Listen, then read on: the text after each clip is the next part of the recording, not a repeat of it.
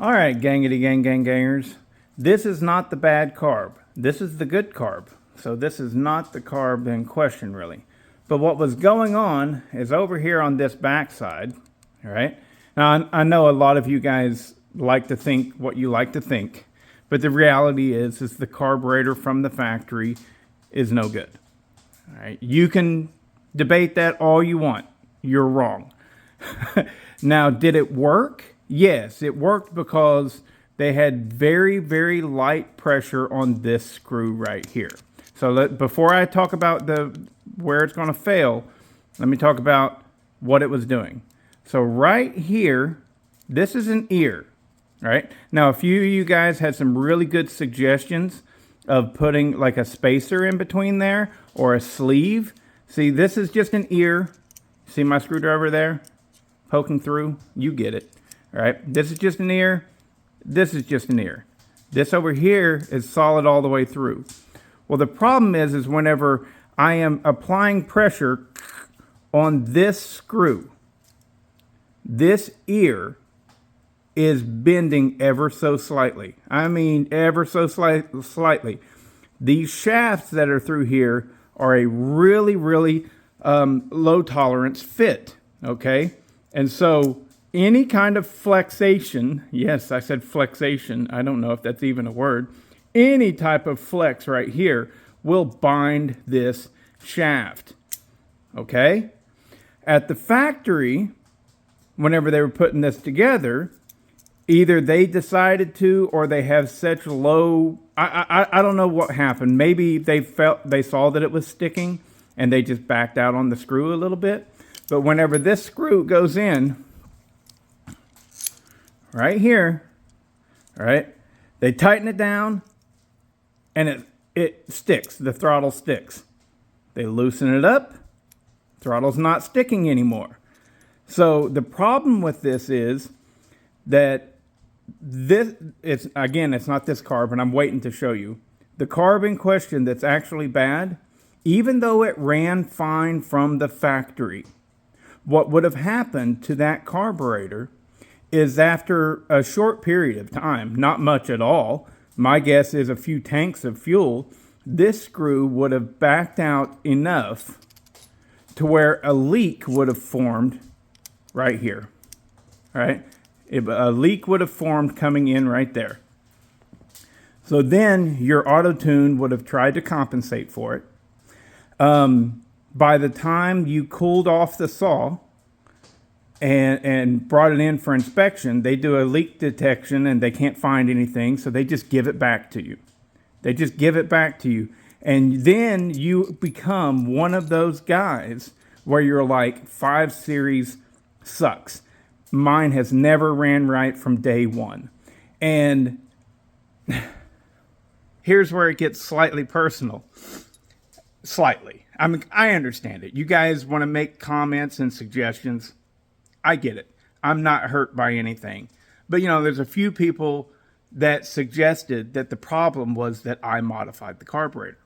If you think that that's the problem, then you have no understanding of the carburetor modification at hand.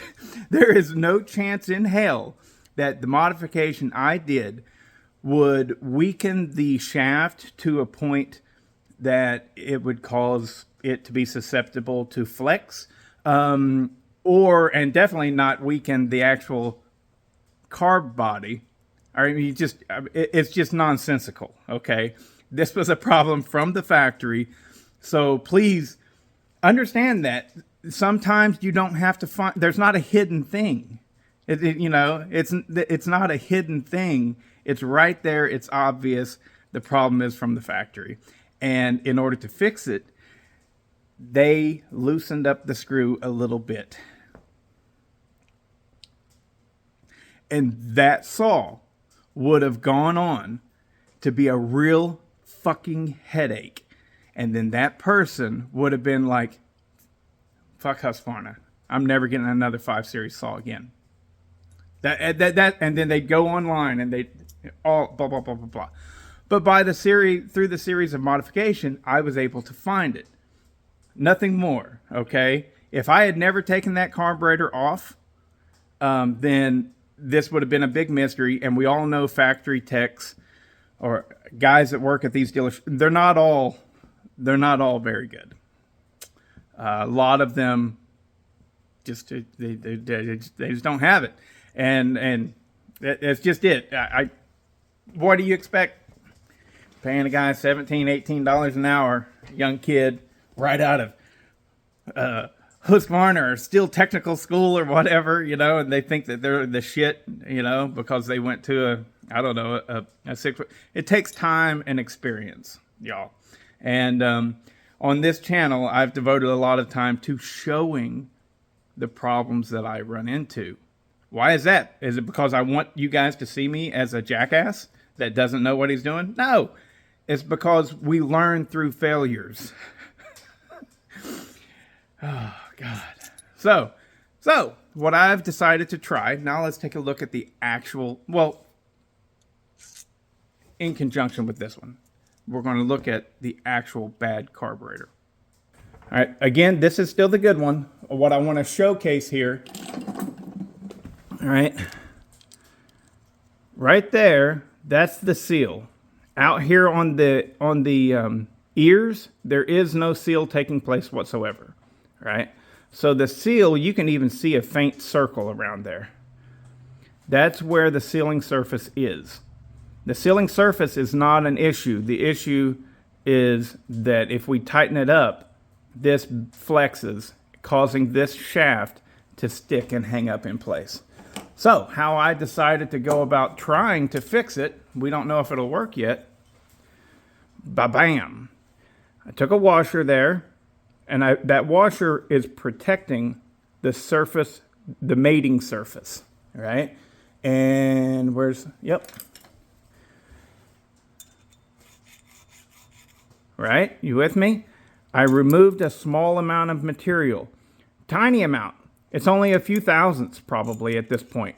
Like maybe 3 or 4 thousandths of an inch that I removed from that. And I did it all by hand. Whenever you're doing an operation like this, you should never trust unless you have the ability to set it up in a milling machine and do it proper. If you have that ability, then go for it. But you shouldn't trust, like, you know, a Dremel or something like this.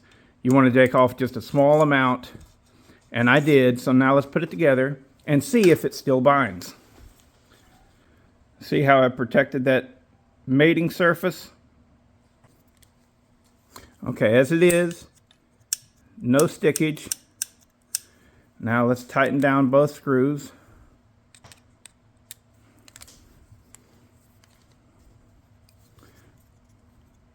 Still sticks. Oh, it's getting better though. It is getting better. So let's go ahead. I'm going to do that again. Take a little bit more material off, and we'll go back at it and check it out. All right, so I hit it again.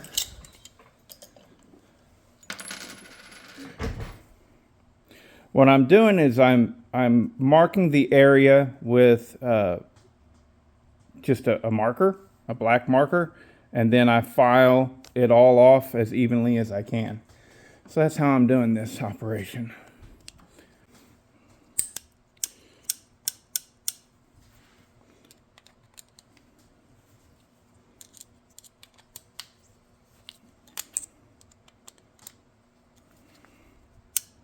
Bam. God. See, it's moments like this. It's moments like this. And I think maybe I am the smartest man on the planet. So there you go. I can get it good and tight. Now let's see how tight I can go. I got it as snug as I would get it just then. Let's try and let's see how good. Okay, that's really snug right there. Bam. That's what you should be able to do. That's what you should be able to do, guys. You should be able to snug these up. There is no reason whatsoever that you shouldn't be able to snug those up. If you can't snug those up, then the exact same thing is happening. You can see right there where it doesn't have a support in between. This is a design flaw. And furthermore, this saw is going to be a made in China saw, right? I'm certain of it. It does say Walbro right there. You can make it out a little bit. It does say Walbro. So maybe, I don't know. Anyways, I've been told, all right, so at this point I had a couple different people reach out to me and say, yeah, I've had that exact same problem. And it's because for the carburetors on the most modern 550 XPs, they've started having them built in China. And there's quality issues, as you see right there. Before, previously, there weren't issues. And like, so I've said it. I said it in the last video. And so I have basically 3 550 XPs, or I sold Darkness. But 2 of them were the Red Max Mark 1s, you know, the Red Max GZ 5000. I never had any issue whatsoever with tightening down the carburetors, you know, tightening them down. And you get it, you know, so this one right here coming through, and I was like, whoa, that is a problem, you know. Because if you can't tighten down that screw, right, if you have to loosen it up in order to get that throttle to be flippy, how long do you think it's going to take for that to really loosen up and cause an air leak? You know, the chainsaw is going to get hot and expand and contract when it cools down. Yeah, I think expansion, contraction, expansion, contraction, expansion, contraction. You do that 3 or 4 tanks of fuel, you know, and that screw loosens up. Then you've got an air leak, right, that only shows up whenever it's hot, right? You got an air leak that only shows up when it's hot. So you take it in, you're like, this thing ain't running right, right? And you go to the dealership. That's the way you do it too. You talk that way. You take it to the dealer, and the dealer, you're like, it won't run right. I don't know what's your problem. And the dealer, all they can do really is fire it up.